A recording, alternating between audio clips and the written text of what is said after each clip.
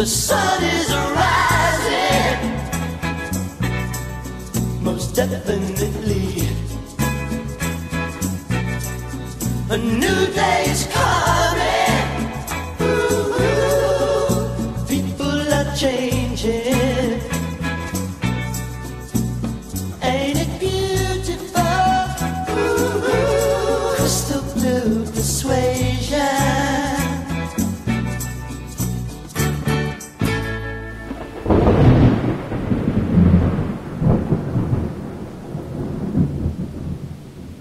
Ladies and gentlemen, welcome to It's Rainmaking Time. This is Kim Greenhouse. It gives me great pleasure to welcome a legendary music master, Mr. Tommy James, to the show today.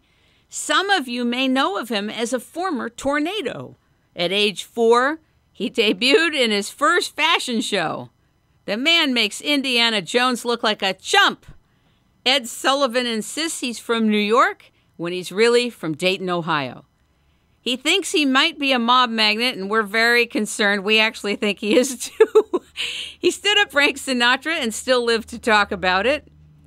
What we all know about Tommy James and the Shondells is their wonderful music that excites us. Hanky Panky, Mony Mony, I Think We're Alone Now, Crimson and Clover, and one of my favorite songs in the whole world, the song that opened this show, Crystal Blue Persuasion. This song is so pretty that I asked my mother as a young girl if I ever died before her, would she please play this at my funeral? It's that beautiful. Tommy James is not only the lead singer and songwriter of Tommy James and the Shondells. He has sold more than 100 million records. He has been awarded 23 gold singles and 9 gold and platinum albums. He's touring all over the country today. We're going to talk with Tommy about his life, his work, his marvelous book, Me, the Mob, and the Music, that he wrote with Martin Fitzpatrick. Ladies and gentlemen, welcome Tommy James to It's Rainmaking Time.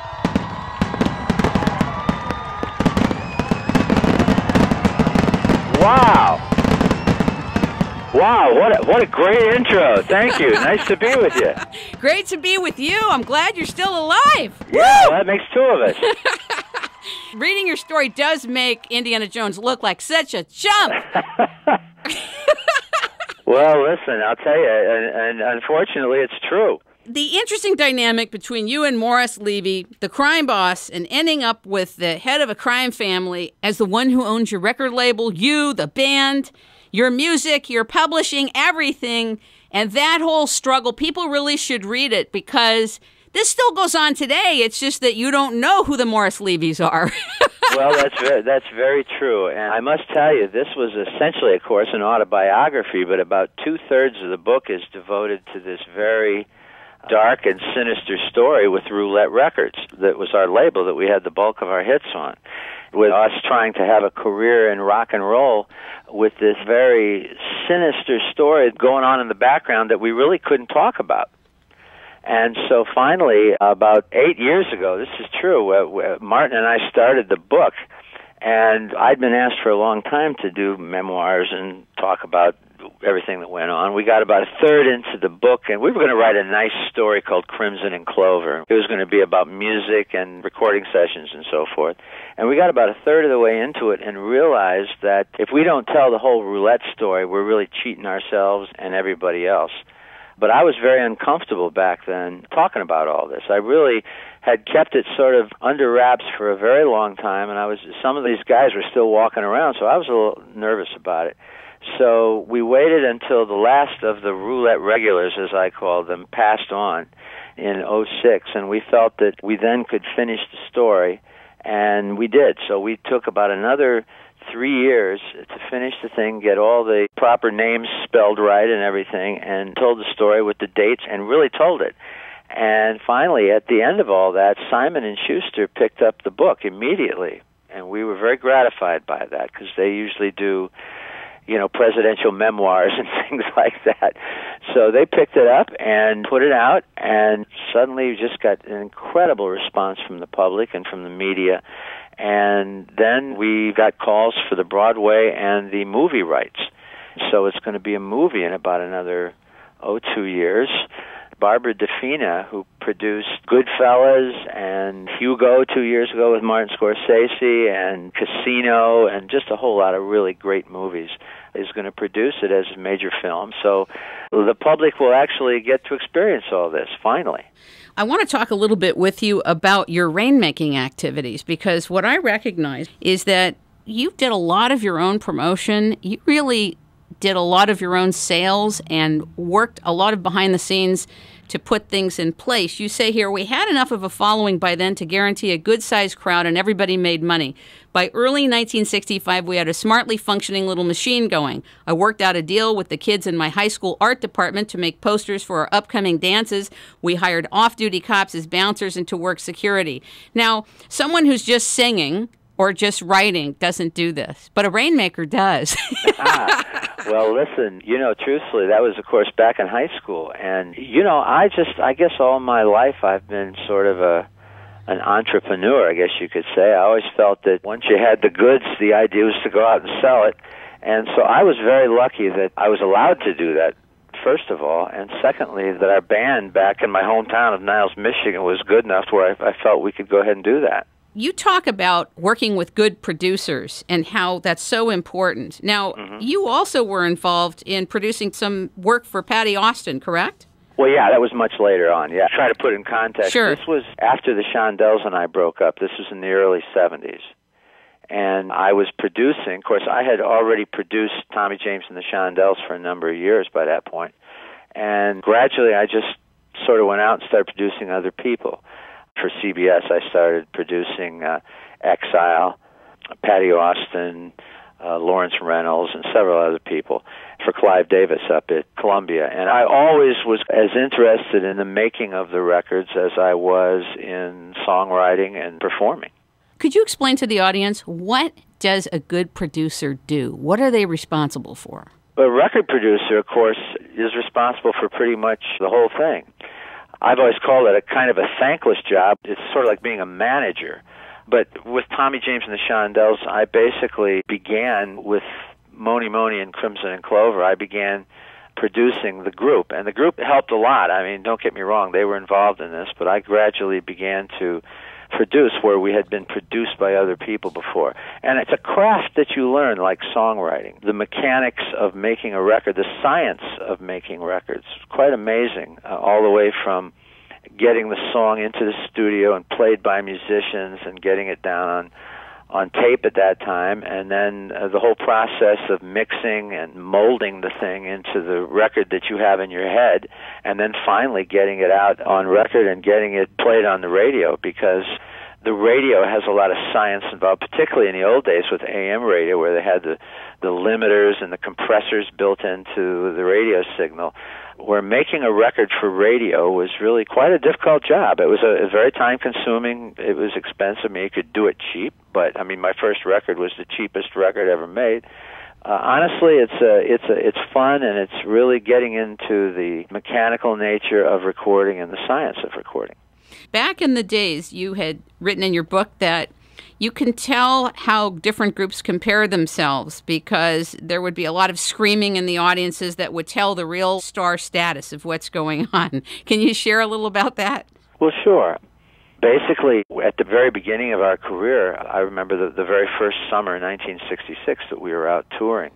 The idea of having an audience really go wild was a very, very new thing. And I had never experienced that before, and after you start having hits, it just kind of happens.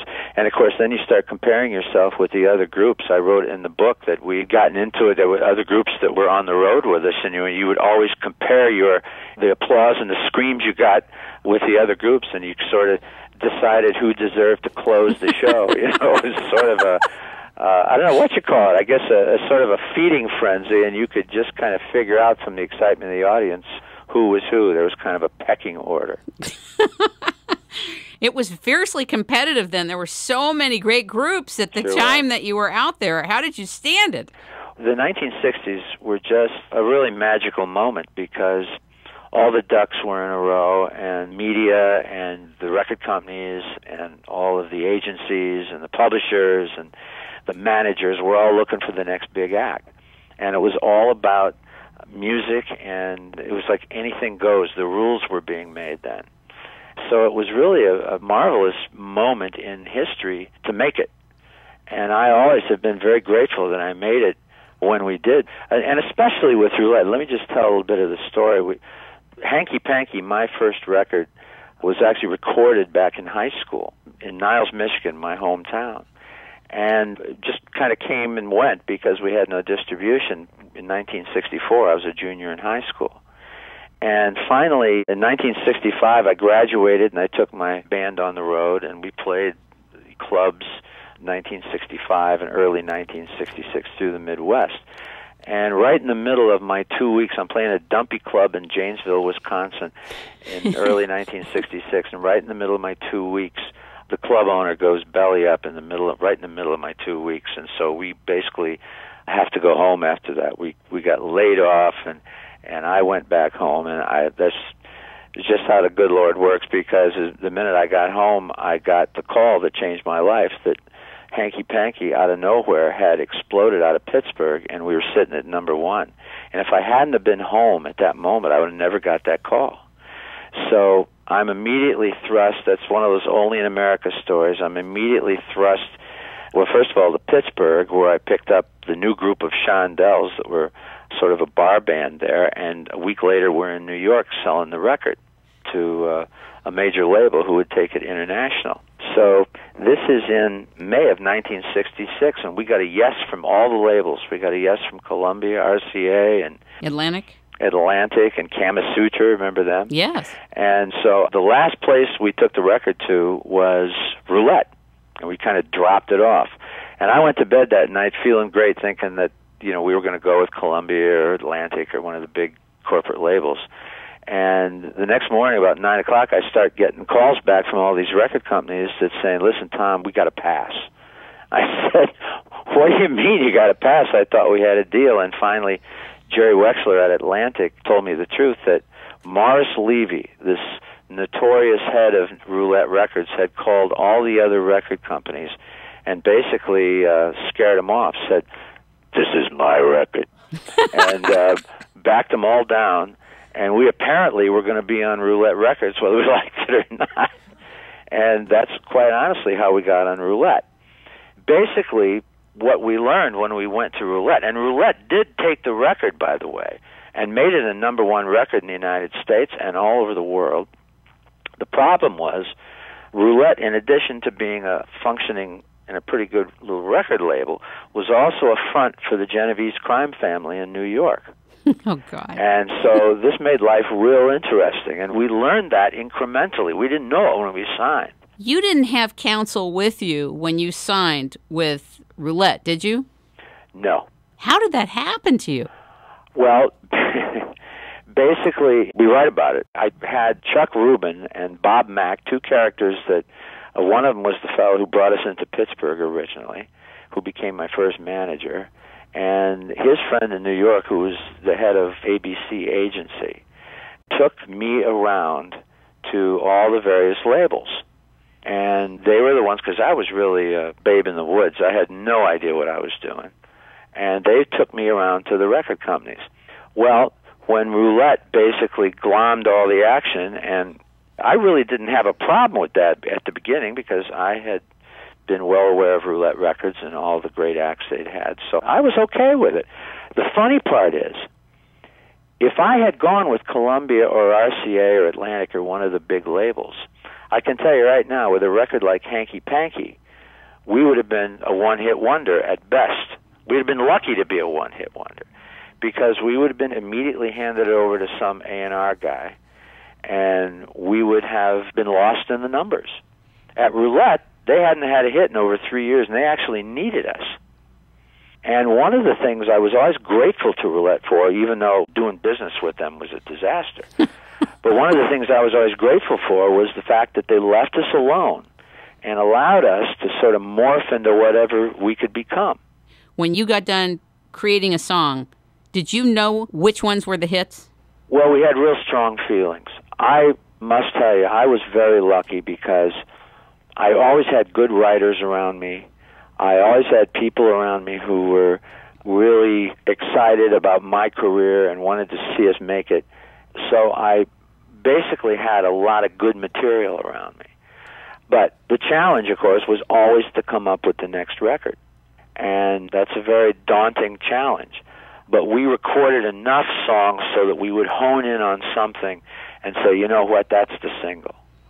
So we had enough material and we had enough people around us writing, including myself, of course, in the group, that we pretty much knew what the single was going to be before we put a lot of time into it. We had strong feelings about it.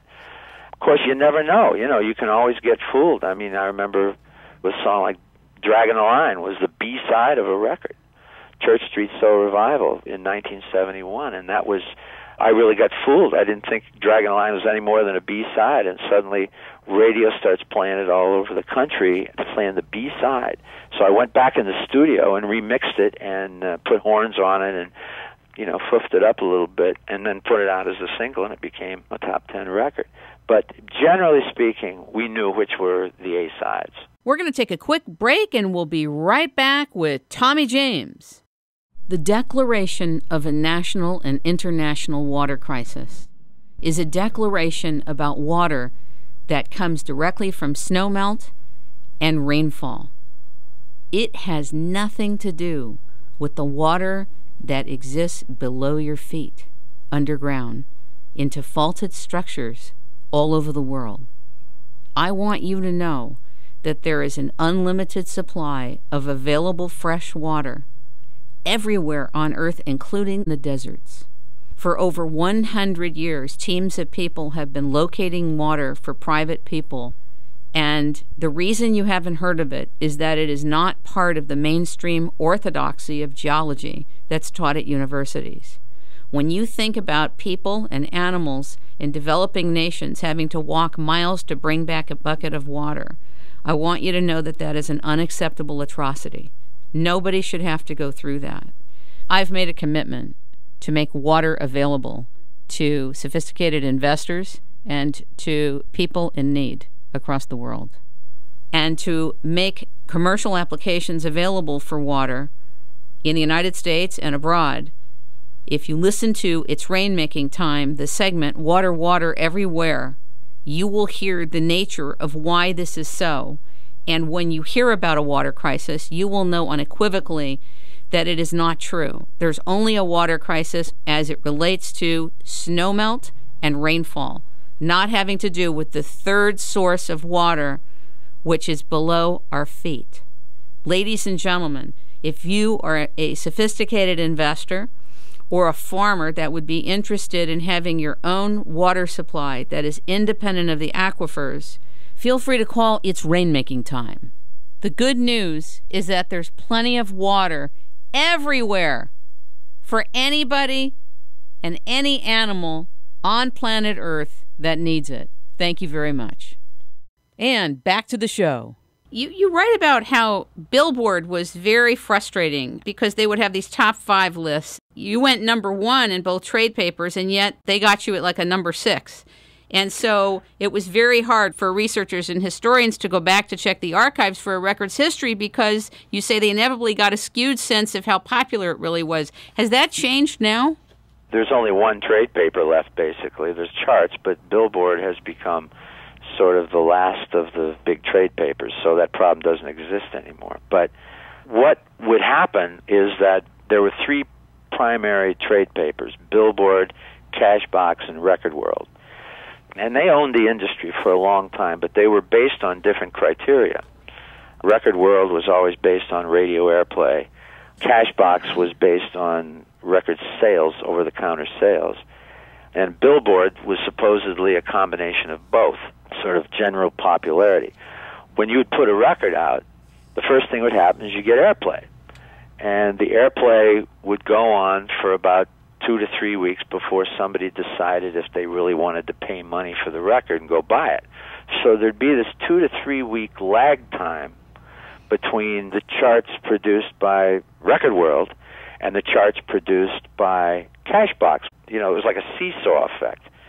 So you could be 3 weeks ahead in Record World than you were in Cashbox.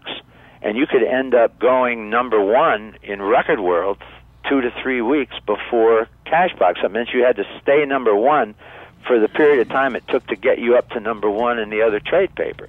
And Billboard then, who was in the middle, would be, if in one trade paper you could be number one, in the other trade paper you'd be number 12, and they'd have you at number 6.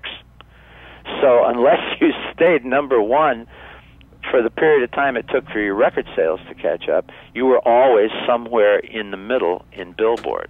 And Billboard, since it's ended up being the last trade paper standing, is where people get all their information. So you may have had a number one record, but in Billboard you're listed at number 6, and that's kind of where you stay. When you wrote about what Morris told them, it made me laugh. Yeah. Well, Morris Levy, you got to understand, was a very frightening character. Morris Levy, the head of the label, was an associate. He was Jewish, so he wasn't a made man, but he was a strong associate of the Genovese crime family. His partners up there were all heads of the family. Tommy Eberly was the head of the Genovese family, and he was his immediate partner. And so all these characters were hanging out up at Roulette. It was used as everything from a social club to, illegal bank accounts and running all kinds of illegal things through there. We learned all that later. But the point was that Morris's partners and Morris himself was a very scary character. And we had to walk on eggshells while we were up there. And I guess that was the point of the book, how frightening that became at certain points. We had incredible success. We always had to sort of juggle the facts and say, do we take our lives in our hands and try to get out of here because they are not paying royalties, which was the problem, of course. And your royalty deal was very little, but at the end, when you had your accountant check things, even with your lousy royalty deal with Roulette, they owed you, what, $40 million? Between $30 and $40 million. Unbelievable. Yeah. And that's just the money that, we had to, those are just things I had to accept, and it was kind of hard, but, that's just the way it was. Of course, we were making money in all kinds of other areas, like touring and BMI and ASCAP, and it wasn't like we weren't making money, but mechanical royalties were just not going to happen. And, of course, that was always the issue. And it was always the issue because if you pushed it too far, something bad could happen to you. Did you think he would kill you? There were a couple of moments where they got real hairy. I remember, of course, they let us know. I don't know if you knew the Jimmy Rogers story, but Jimmy Rogers was a big artist in the late 50s, early 60s, had Honeycomb and This Is Sweeter Than Wine. Jimmy went for his royalties and wouldn't stop, and they basically tried to take him out. He was left for dead on an L.A. freeway, almost beaten to death. They left him for dead. He was never the same after that. He survived, but just barely. And this could happen to anybody who pushed it too far, and we knew that, so we constantly had to make a choice of take our life in our hands and try to get out of this thing, this contract, or do we stay and put up with it because we were having such tremendous success on Roulette? Wow, what a life. What a story. What a story. Do you think it still goes on, but with different names? Well, I'm sure to some extent. Of course, the mob does not run things like it used to. The mob was running Las Vegas at one time, and now the corporations have it. I don't believe right now as effective in the music business as they once were, although a lot of street-level deals are still going on. They don't have control of the major labels. Although, they do raise their head every now and then. You hear about it, but not nearly like it was in the 60s and 70s. When I left my tournament tennis career and I was teaching tennis, Tommy, I used to teach Barry Gordy as one of my students. Oh, is that right? Yeah, and so he took me, I went to met him at his house, and he took me up to this room in his house, and everybody said, "Oh my God, he's mafia, be careful," and I didn't really know what they meant. Right. So I beat him in chess, and there were like 10 guys surrounding the table, and I thought, oh, I'm not feeling very well, sir. I'm just not feeling very well. Yeah. There were like 10 guys surrounding us. I thought, okay, never again. And then he insisted on taping the lessons. I was a mess. And then he took me to this room that had no doors. Is that right? He would laugh, probably remember it. I hope I stay alive telling the story. But anyway... Well, it's so many of these record companies and the guys who ran them really came off the street. So many of them were street guys and just smart people, but came off the streets, and particularly all of the little independent labels back in the early 60s when the industry just exploded. The late 50s, early 60s. Rock and roll always seemed to, because it was a fast way to make a buck for a lot of these guys, it attracted people like that. So that was, where it all came from. And, of course, later on, as the corporations sort of became dominant, it was just like Las Vegas. Gradually, the corporations took over. It's very interesting, and there seems to be a moment in history when there was more mob involvement in the entertainment business than later or before. In 1967, you had this profound transformation where you were growing into being a seasoned professional, and you insisted on rock star treatment. You were playing consistently for crowds of 50 to 60,000 people, and you were just beginning to understand what it means to be stars. But I would like you to share that revelation, because that's a big one. All I can say is that there's this moment when it hits you that this is actually happening. I'll tell you, the moment it happened for me in 1967, you're always plotting and trying to get the next record, and you really don't have time to think and reflect very much. It's not nearly as romantic as you think it's going to be. But the moment it hit me, I'll never forget. I took a limo from New York to Atlantic City, New Jersey, and I was, for the first time, playing Atlantic City at Steel Pier. And I just remember the limo pulling up, and I see this 40-foot marquee on the side of Steel Pier. And on one side it said, Ricky Nelson. And on the other side it said, Tommy James. And I looked at that, and at that moment, because, Ricky's for so long had been one of my heroes, and his memory still is today. Ricky was one of my heroes, and he was such a monster act at that moment. And when I looked and saw our names together like that, it just blew my mind. And that was the first time it really hit me. I wanted to pinch myself, that this is real. And I can't tell you what it did to me in that moment. And I wrote about it in the book, and it just absolutely floored me. And I guess that's what you were referring to. Yeah, this experience of being prominent. It is very definitely something that messes with your mind. And it's really very important to not get so caught up in it that it takes your reality away from you. I can't tell you how important it is to really have to be centered, because when you're that young and you have that kind of success, it can really play with you. Are there people you see on television and in film and on the radio and other musicians that sometimes you would like to give a message to?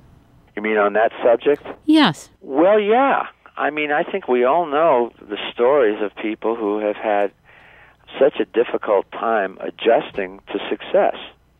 It's something you think you always want psychologically. You think you always want it. But, wanting and having are two different things. They really are. One of the things that, keeping your head on straight is just so difficult. I can tell you from firsthand experience, it was difficult for me. And there's many people that, we all know who we're talking about. We've all seen them. People who just, can't deal with it, can't handle it, and it ends up destroying you if you let it. I suppose there's a great morality story in that. There's something spiritual about that. And, of course, we all know what it is. It's being grounded in God, I think, although I suppose that isn't absolutely necessary, but ultimately it is. It's very important to know why you believe what you believe in and to play it like a game. This is a game. Especially this kind of success that's so whimsical, is a game. And if you don't see it that way, it's going to destroy you. The seduction is incredible. I remember when a lot of the tennis players would quit the game. There's another phenomenon, which is you go to the height of what you can go to. Mm-hmm. You get all the accolades, all the applause, all the stuff, all the rankings, all the prominence, and then you're in the vacuum. You leave that part of your life at the level at which you were. And then you have to live in the day-to-day where you're not in that anymore. You're in a vacuum. Well, that's why it's so important to get it up front. That's why it's so important. Look, a career especially when you're in it for life. A career ebbs and flows. It comes and goes. You have to wait for your moments of opportunity to walk through the door. They come, but you got to wait for them, and you got to be ready for success. Stay ready for success. When you're in the music business and the entertainment business in general, I really believe that if you're going to survive it, you got to just understand that it changes. There's an ebb and a flow, and it's sort of like, I don't know. I guess it's like having a meal. I mean, you eat this part of it, and then you eat that part of it, and you have to stay well balanced, because if it all goes at once, if you allow it to all go, it's like having money. If you spend it all immediately, you're not going to have it later. So it's very important to be economical with your career. I guess that's the word. For example, actresses, we all know, they come out a child star, and then suddenly they're playing more grown-up roles, and before you know it, they're playing middle-aged women, and then they're playing, somebody old. Well, that's what it's like. But you're still an actor or still an actress, even though your role changes. And that's how you got to be. If you try to play a kid when you're 30, you're going to look ridiculous.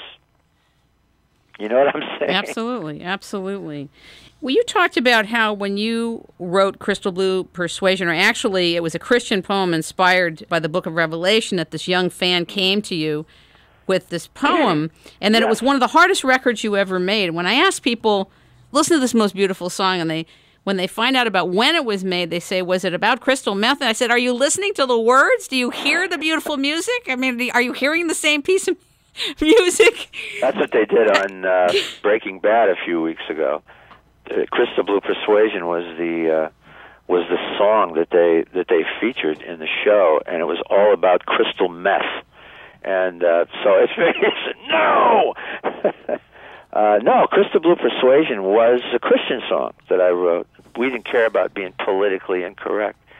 It was just a snapshot, and it was one of the hardest records that I ever made, because when we completely overproduced it.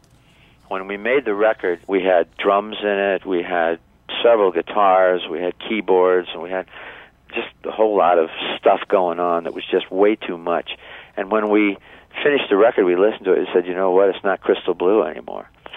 So we spent the first 6 weeks producing it, and the second 6 weeks unproducing it. We were pulling things out, and little by little we pulled out the drums, we pulled out all the electric guitars, we pulled out the non-essential keyboards, and what we were left with was a bongo drum, a conga, a flamenco guitar, and a couple of rhythm instruments, and a little trickle of organ.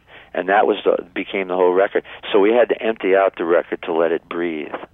Wow. Nobody would ever know. Nobody would ever know behind the scenes what goes into what we hear, and what you had to do to bring it there is a whole different world. Well, that's true. We were very lucky that we saw that, because I'm sure the record would have stiffed if we'd have put it out the way it was. Talk a little bit about your mentor. You said that Red Schwartz was one of your mentors, or he was a guru in the promotion area. You bet. And he had signed with the Beatles before people had even heard of them. Also the Four Seasons. Oh, wow. Yeah. Woo. Well, Red Schwartz, who was the national promotion director up at Roulette, and I got to be very close. And Red was sort of a middle-aged guy who had a lot of history. Red was one of the characters up at Roulette. It's funny, I don't want to change the subject. Everybody up at Roulette was like this. They were characters. They were interesting people with a past. They weren't just sort of nebulous guys hanging out at the record company. They all were stars in their own right. And Red Schwartz had actually started out as a disc jockey in Philadelphia and knew everybody, and then became a promotion man out at VJ Records out in Chicago, and was involved in signing the Beatles to VJ a year before they made it.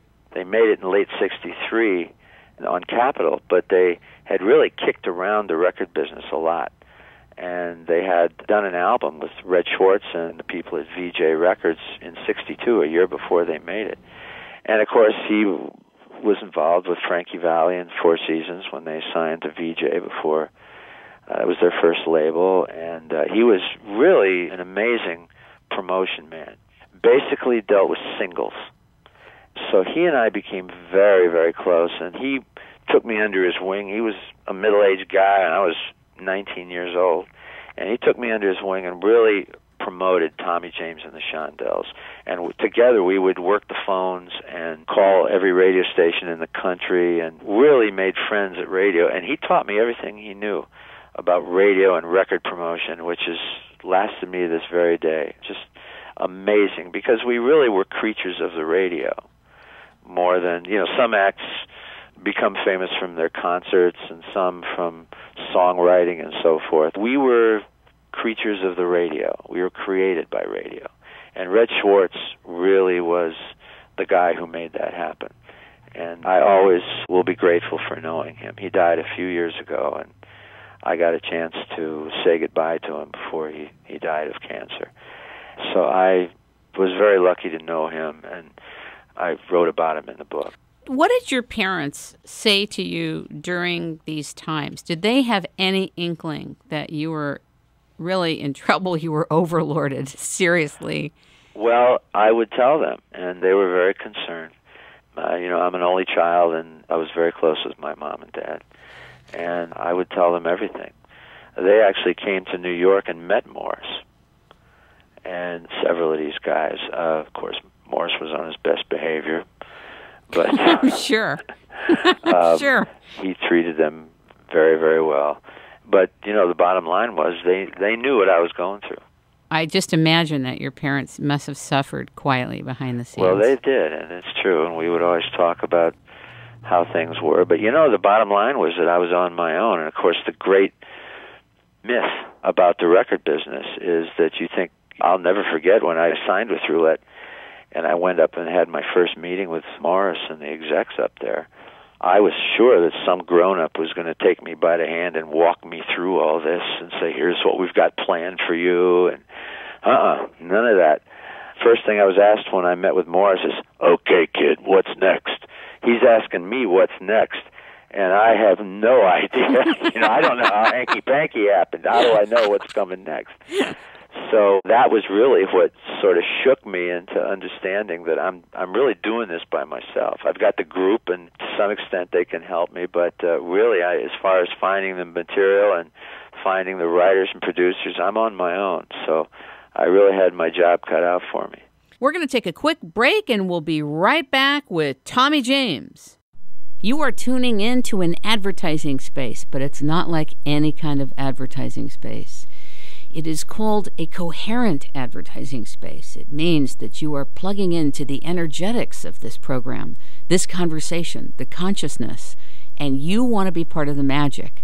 You could be an individual that really wants to send this segment all over the world. You just want to do it, and you want to plug in your financing to do it. Or you could be a company that has an advanced product line, a very exotic, unusual product or service that is revolutionary or revelatory that you want to put on the map, and you want to be part of this conversation with Tommy James. If that would interest you, call us at 626-398-8652, and we'll plug you right in, and we'll bounce this thing all over the world. And back to the show. You met Janis Joplin and so many remarkable people Yes. in your genre, and I'm sure have incredible stories. Some you have published in the book. Is there anything that you would like to share that you didn't publish in the book, just for keeping it? Sure. Well, there's lots of stuff. Well, just say, are there a couple of in the book? There's about 10 or 15 that I'm sure. Are there any nuggets you would like to share that come to mind that maybe kind of? Well, you can do it. I have to think a little bit. He's gone. He's gone. But the bottom line is that I did get a chance to meet so many interesting people. I'll never forget. The Beatles wrote us, when the Beatles were starting Apple, they basically were starting it out as a publishing company. And their idea was to write songs for their friends in the business, to write songs for other artists. This is before it became a record label.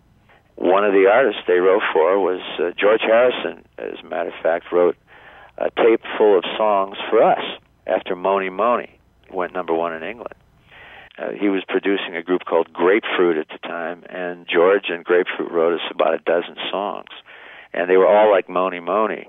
And the problem was, by the time he got them to us, we were already doing Crimson and Clover and had pretty much changed our style from, we'd sort of left the party rock days behind and we weren't doing songs like that anymore. But I was always very grateful that George wrote us these songs, and I never really had a proper chance to thank him for doing that. Wow. How so neat. That is one little thing. John Lennon and I had a great talk in 71 at the BMI dinner. I was getting an award for Dragon Line, and he was getting it for Imagine. And we sat back to back, and Yoko was with him. And we ended up in a big discussion that night, had a great talk about the industry and what admirers we were and of each other and fans of each other and stuff like that. And it was really a wonderful, these are great little tidbits that I will probably put some of them in the movie, but, are not in the book. You say that in your book that the Monkees had one of the best music deals in the business, and that your music was influenced technically by the Beach Boys with this professional system that they had. Can you talk a little bit about that? Well, the first time, this was actually on the road, and the first time that I had ever worked with a really professional monitor system was the Beach Boys, and this was 66. We were playing in Boston together. Before I had worked with them, we had always worked with PA systems that basically were just out systems. They were just loud, raucous systems, and you never knew what was coming out of them. You tried to have a good sound man, but you never really knew. The Beach Boys basically had a studio sound right on stage. It was amazing. The monitors they had and the people running their monitor system, they could blend their harmony perfectly, and everybody was listening like you'd be listening in the studio. And, of course, 6 months later, everybody had a monitor system like that, including us. But back then, this was the first time they were such perfectionists with their sound, and they took that studio sound right on the road with them, and I was just blown away because I loved the Beach Boys. It was a real thrill getting to work with the acts that had been my heroes. Do you ever see any of the Rascals? Oh, the Rascals and I are great friends to this very day. They're out on the road again. Wow. Did you know that? No, I didn't know. Well, Yes, I think I heard that a few years ago. Alive, which is amazing. They're all living, and they just did a beautiful stint on Broadway. Stevie Van Zandt wrote a play for them called Once Upon a Dream, and it was taken from their album title in the '67, and they did a month on Broadway and sold out every show. It was great. Wow. And they're now on the road. They're going to be back on Broadway in December. Of course, all the Rascals are great friends of mine. We've been friends all this time. We had the same booking agent. We worked a lot together. We've written songs together, and it's been really Have you I written always some? felt with the Rascals that we were on a journey together. So I'm so glad they're still doing it. Courteney Cox says she may have danced with Bruce Springsteen, but can't forget Tommy James. And Dick Clark talks about how in the early days with the Shondells, through your career as a solo artist, that you made wonderful hits and that your music has become part of the soundtrack of our lives. And Dolly Parton loves you and is swept away by Crimson and Clover. And so you still have a huge amount of fans all over the world, myself included. You're still traveling and touring, correct? Yes, indeed. We're all over the country this year. If anybody would like to come to TommyJames.com and just check out the dates and see when we'll be near you. I really believe that being a working act is the centerpiece of everything else you do in rock and roll. And it's awfully hard to maintain a career in rock and roll without doing rock and roll and without doing it in front of people. So, yeah, we tour every year. And we have our own label now, Aura, A-U-R-A. Oh, I like that. All the stores. We've got a lot of new product out. It's available in the stores. We have a brand new distribution deal, international distribution deal with Allegro Distributors, big independent. So for the first time, all of our music is available everywhere at the same time. And all the music publishing, even from the past? Oh, yes. Well, let's put it this way. All the stuff we weren't getting paid for, of course, we're getting paid for now. Fantastic. Warner Brothers, Rhino Records has our Roulette Masters, and then we have all of our own from 1979 on. So we own most of our own publishing. When you finally were able to get yourself off of drugs, talk to us before we close the show a little bit about really how you did it. Because I think people should hear it. We were always popping something, and we were fearless back then. Today, if I ever took that stuff, they'd find me in a field somewhere. But honestly, I can't believe how you have no fear when you're in your 20s, and you just take drugs without thinking about it, whatever they are, whatever somebody hands you. It's just amazing. But 1986, I went to the Betty Ford Center. The ones that finally got me were booze and Valium, and I just, pretty dangerous combination. Of course, they're all dangerous, but that was particularly dangerous. I just lived my life for a long time in a chemical haze, and that is the truth. And thankfully, I've never relapsed since then, so it's been 27 years this year. What do you attribute it to, though? Well, first of all, I just couldn't stand myself anymore. It was really as simple as that. And I just a real desire to stop. I'm alcoholic. I'm always going to be alcoholic. I'm what they call a recovering alcoholic. But, that just is the way it is. And that's the hand that I got dealt. The bottom line is that I don't do chemicals of any kind anymore. And what I attribute it to is the good Lord, and I guess you could say a lot of reasons to not do it, including my wife and my son and my own life and those great fans out there who have been with me for over 40 years. And what can I say? People like you. Thank you very much. I understand that you've been married a very, very long time, happily married a long time. How many years? Since birth. Yeah, really, that's right. Yeah. Actually, even before you came in, you were married. Yes. Well, the song 3 Times in Love was no joke. It was, I've been married 3 times. The first 2 times were pretty short. The wonderful lady I'm married to now, Linda, and I have been married since we've been together since 72. So you're going into Guinness Book of Records. Yes. That's awesome. 41 years is a long time, and it's been a great ride. That's extraordinary. I did a little strange thing last week when we got the schedule committed. I put in a call to Carlos Santana, and I asked him if he would call and say hi, because, Carlos really likes your music, and he did a piece, Crystal Blue Persuasion. Yes, I saw that on YouTube. Was that beautiful? Yes, it was. Woo! Amazing. Beautiful job. Oh, my God, yeah. Like I've never heard. Yes, exactly. And he wasn't able to make it today, but I really feel like you should be inducted into the Rock and Roll Hall of Fame. Aww. And I know the Rascals were, and other wonderful groups were. I don't know how that works, but I hope that you are in our lifetime. Well, listen, truthfully, when I'd like to see it happen? If I had my druthers, when the movie comes out. Very good. That's really when I'd like to have it happen. Okay. I'm sure that the good Lord is listening in. Well, I hope so. Tommy James, it's a great pleasure and honor to meet you, to learn from you, to read the book that you did about your life with Martin Fitzpatrick. Please let him know that we thought he did a beautiful job with you. Thank you so much. And we love you and we appreciate you. We wish you and your wife and Carol, your manager, all the best. Bless your heart. Thank Bless you so much. It's rainmaking time. Bye-bye. Bye-bye. Crystal blue persuasion. I'd like to thank Andrew Abong and Bruce Barker, for whom, without their cooperation and great work, It's Rainmaking Time would not be brought to you. Thank you so much, gentlemen.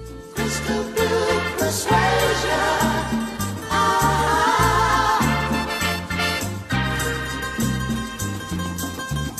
Crystal blue.